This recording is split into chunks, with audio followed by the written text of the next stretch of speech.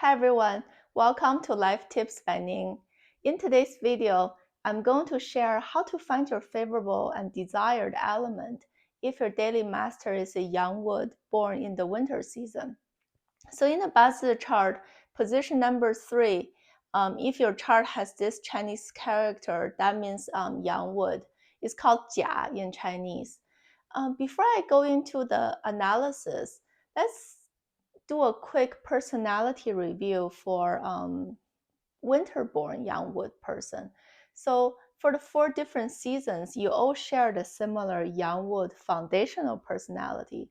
But because the dominant element for winter is water, so we need to layer on the characteristics of water to this person.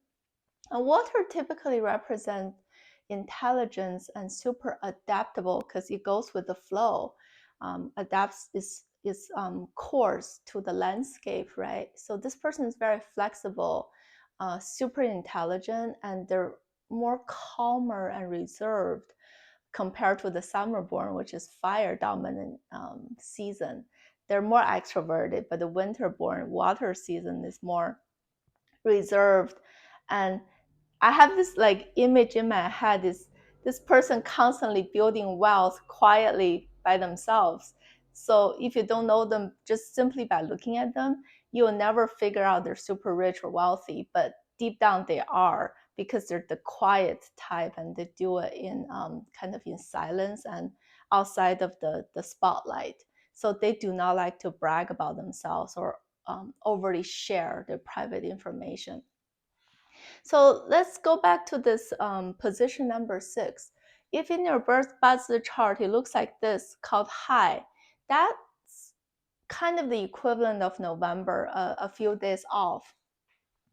And I said solar terms is such an important concept in Bazi system. So for the November birth month, it includes both the beginning of winter and the slight snow. That's the 2 solar terms. So it paints that environmental climate this big tree is growing into. Its primary job is to preserve its energy and nutrients into its rooting system so it can survive the cold, harsh winter and regenerate and blossom when spring comes next year. That's why it's a very similar logic as I shared in the fall-born young wood person.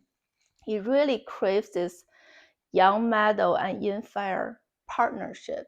The reason for the young meadow is to trim off all of those overgrown branches so that it doesn't compete for nutrients with its own rooting system. And the young meadow is like a big axe or big scissor, right? It will get dull by constantly cutting.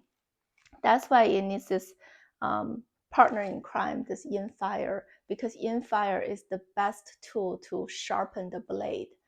So those are the 2 desired elements.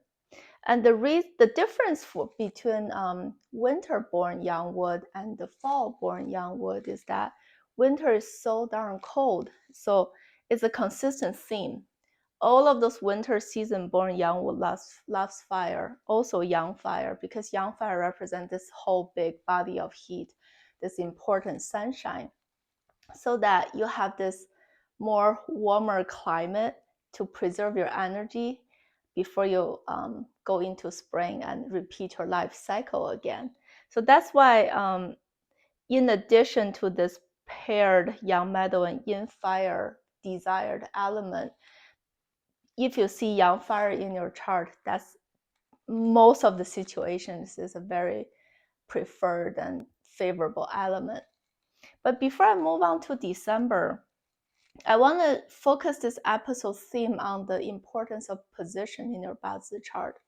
So let's say if you have this meadow and fire appearing on your top row, which is position number 1, 2, 4, versus the option of them appearing on the bottom row, 5, 7, 8.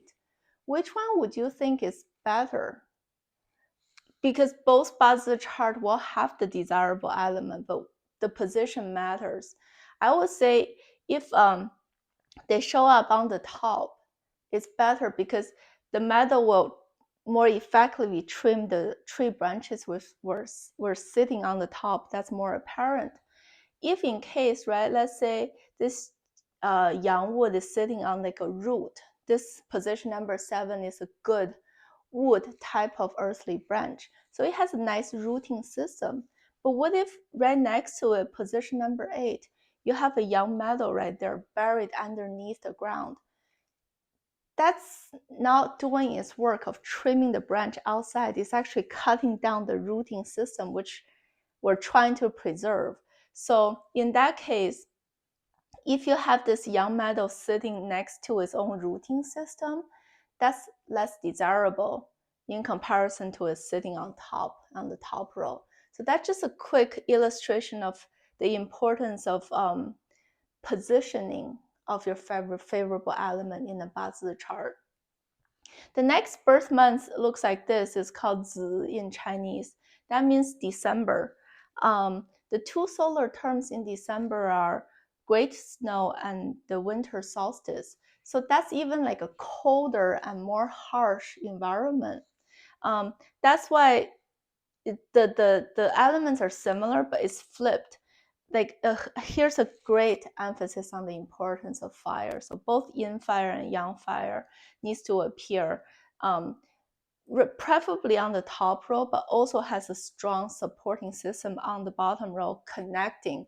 So the fire has a root down there to make itself stronger to combat this cold and harsh environment.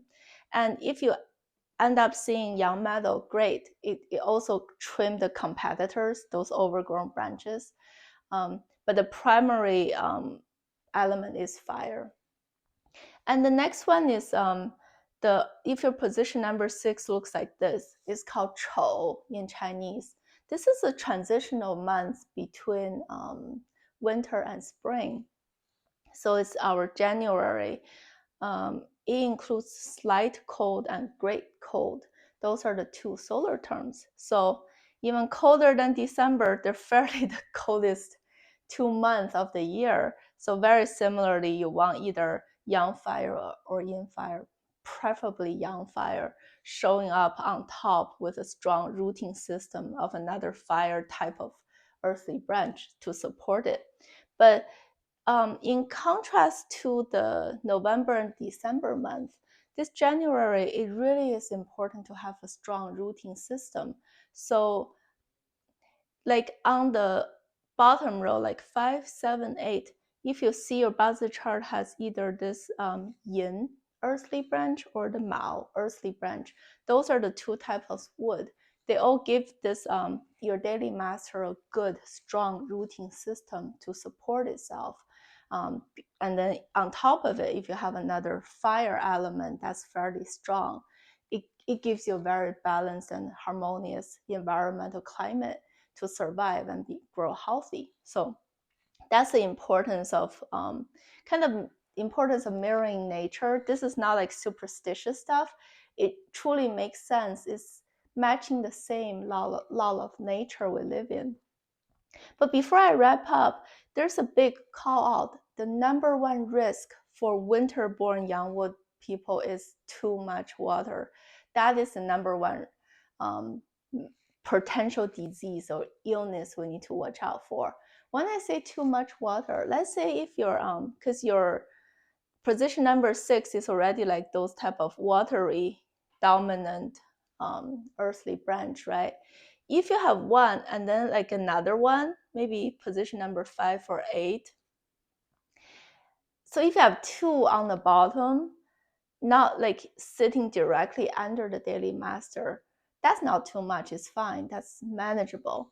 Or if you have 2 on the bottom, kind of far away from yourself, on top of it, you have another water element showing up on the top row. So they're kind of connected from the top and bottom, so the qi is stronger. Even in that case, it's manageable. When I say too much water, I mean the whole bottom row is like forming this 3 combination water relationship. So it's like a dominate water qi on the bottom, and on top of it, you have 1 or 2 water showing up on the top row. So like 70% of your bazi's qi is water and is rotting the root of this young wood. In that case, that's the biggest disease and risk we need to watch out for. It can manifest in a person's life of not being able to settle down. It's a lot of up and downs they experience in their life, a lot of changes, undesirable changes. So in that case, what's the medicine to treat that potential big disease? You want dry earth, like wu tu, or those type of dry earth either in your original chart or in your annual or 10-year trend, so that we can cure this too much water disease to kind of survive this tree from being flooded in the root and rotting the root. So that's kind of a logical analysis of what to look out for in your Bazi chart to decide what your favorable elements, so we can figure out the prime timing to make life decisions. But next episode, I'll use 3 cases to further illustrate how to apply today's theory into real life. Thank you for watching. I'll see you next time.